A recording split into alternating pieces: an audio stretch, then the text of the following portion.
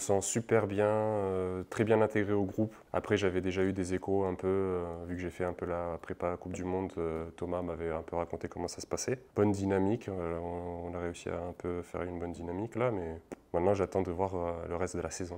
De ce que j'ai cru comprendre, une de nos valeurs, c'est l'humilité. Donc on veut vraiment travailler là-dessus, on prend les matchs les uns après les autres. Les gens vont retenir beaucoup de choses du match d'Agen, de trucs positifs, j'imagine. Mais nous, on a quand même ciblé des choses qui sont un peu mal passées, donc on va travailler dessus et on essaie de gommer un peu toutes ces erreurs. On n'a pas envie de les reproduire ce week-end.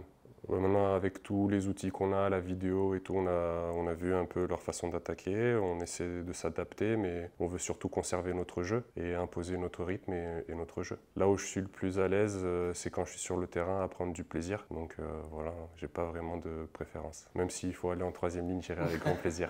Je la ferai pas. J'ai décidé de ne pas la faire.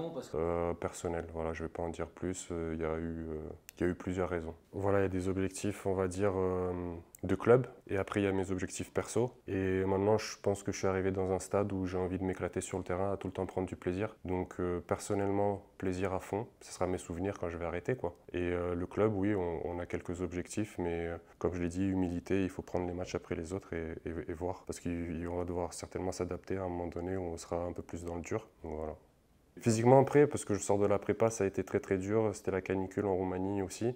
Donc physiquement au top. Après, c'est juste à gérer ces petits moments de faiblesse un peu de fatigue, tout ça, quoi. Mais j'ai pas arrêté. J'ai pas eu de vacances. On a eu le même temps qu'Univer, qu'eux sont joués aussi vendredi, avec l'avantage que nous, on ne fait pas de déplacement. Mais le fonctionnement d'un staff, c'est on commence à préparer les matchs les jours de la mise en place. Nous, aujourd'hui, on a commencé à préparer déjà avril. En interne les coachs, parce qu'après un match, il faut analyser le match, il faut... Tu sais, ça va très vite. Mais oui, on a eu le temps de le préparer. Chaque semaine, on essaie de trouver la bonne formule. Combien de temps on donne aux tactiques, stratégiques, au mental, au physique. Et chaque semaine, c'est une formule différente. Cette semaine, c'est une semaine courte, beaucoup dans la stratégie, beaucoup dans le mental aussi, parce qu'il faut se préparer mentalement à affronter une très très bonne équipe de Nevers, qui s'est abonné aux phases finales, qui a fait un super match à Vannes, qui a fait un bon offensive contre Motaman, qui est un adversaire redoutable. Chaque année, on a des gros bras de fer avec eux. Chaque semaine, un groupe a préparé un match, et c'est le cas cette semaine. Le groupe a préparé les matchs pour mettre une équipe compétitive, pour être performant. On ne fait pas une équipe pour être cohérent ou juste. On fait une équipe pour gagner. On a fait le nécessaire sur les deux premiers matchs pour pouvoir coacher tôt. Si nous, on décide de reconduire une équipe similaire, on peut le faire parce que les joueurs, il n'y a pas beaucoup de joueurs qui sont enchaînés 80 minutes de match. La façon qu'ils ont déroulé les matchs nous ont permis de gérer notre effectif. Zone de marque, on a rentré 15 fois en zone de marque. Je crois qu'on est à 57% de pourcentage. C'est un bon pourcentage, ce n'est pas extraordinaire. À Oyonnax, le match préparation a été à 70% en zone de marque. Mais vu le nombre de fois qu'on a rentré en zone de marque, c'est un bon pourcentage. C'est clair que la touche, ça n'a pas fonctionné parce que les lanceurs, en termes de coordination, en termes de précision, n'ont pas été précis. Mais on n'avait pas été précis dans la semaine non plus. Avec Jacques, on n'était pas surpris de ça. On n'était pas surpris de la non-performance en touche. Mais c'est le travail. Il y a des nouveaux joueurs, Théono et des piliers, à Jean-Charles. Mais je ne suis pas inquiet parce que ça, c'est le travail.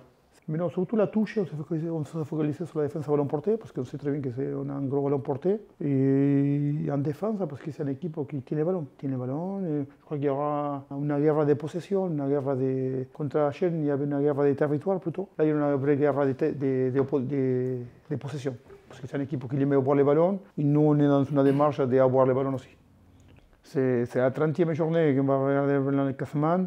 Moi, je crois que la saison dernière, on n'a pas été une fois dans les 6. On n'a pas rentré une seule fois dans les 6. Et l'année d'avant, on n'était rentré pas une seule fois dans les 6. Parce qu'on a fait un mauvais départ. Et après, on était derrière, pas loin. Trois occasions qu'il y a eu la saison 21-22 et 22-23 aussi. Chaque fois, on s'est loupé pour rentrer dans le top 6. Là, je ne regardais pas qu'on est premier, je regardais qu'on est dans le top 6. Ça fait 2 journées qu'on est dans le top 6. C'est mieux qu'on a fait les deux saisons précédentes. Quand tu es dans le top 6, tu commences à goûter le top 6, tu as envie de rester dans le top 6. Pour moi, peut-être la première place, c'est anecdotique.